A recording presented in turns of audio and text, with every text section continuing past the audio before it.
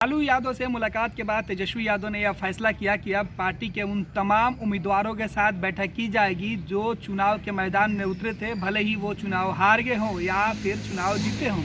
उनसे हार की समीक्षा की जाएगी, कहाँ चूक हुई, कहाँ लालू प्रसाद यादव की जो गाइडलाइन थी, जो नीतियाँ होती थी, कहाँ विफल होगी। तेजस्वी यादव अकेले इस बार चुनाव के मैदान में उतरे थे, लेकिन लालू यादव की जो कमी है वो खलती रही थी।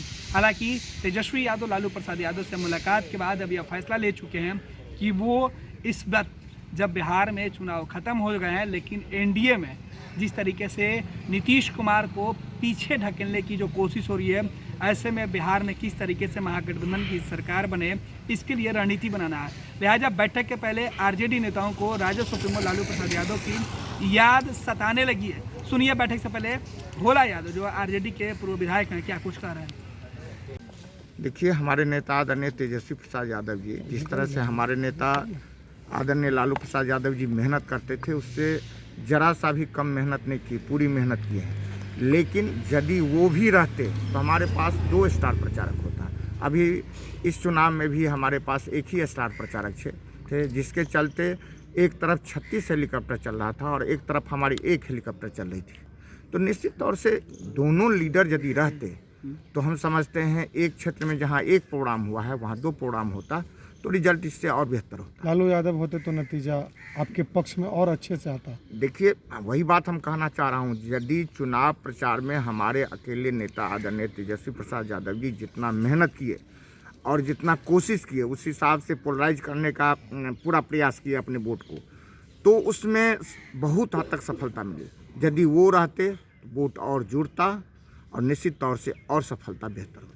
लगता है कि पार्टी में लालू प्रसाद यादव की जो नीति और सिद्धांत हैं, उन सिद्धांतों को अभी ज़रूरत है और मजबूती से आगे बढ़ाने की, कहीं ना कहीं उसमें कमी हुई, इसका भी नतीजा हुआ।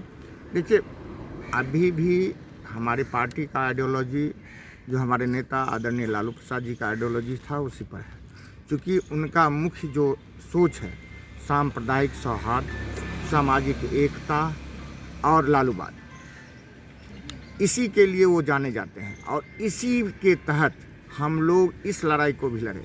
इसमें सबसे खास बात यह है जो युवाओं को जिस तरह से एनडीए सरकार ने ठगने का काम किया, उन युवाओं को हम लोगों ने भरसक अपने तरफ लाने का कोशिश किया और बहुत हद तक हमारे साथ आए भी, और जिसका नतीजा हुआ जो हम लोगों ने 110 सीट जीता।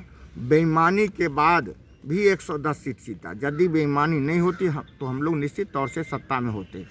जिस तरह से किसानों के साथ छला जा रहा है, युवाओं के साथ छला जा रहा है, आम लोगों के साथ छला जा रहा है, इन सारे बिंदुओं पर विस्तार से हमारे नेता ने अपने चुनाव प्रचार के दरमियान बातों को रखा और बेरोजगारी जो सबसे बड़ा अभिशाप के रूप में पूरे बिहार को डसते जा रहा है, उस बेरोजगारी पर उन्होंने कहा 10 लाख युवाओं को हम रोजगार। क्या आप मानते हैं कि लालू यादव की जो नीतियां थीं उसकी धार कहीं ना कहीं कम हुई है, क्योंकि संगठन में लगातार कई फेरबदल भी हुए हैं, उस धार को और मजबूत करने की ज़रूरत है। धार कम नहीं हुई है, लेकिन जो धार है और प्रखर हो, इस पर प्रयास हो, निश्चित तौर से हमारी पार्टी और हमारा महागठबंधन पुनः सत्ता में आएगा। अगला जो भी चुनाव होगा उसमें निश्चित तौर से आएगा।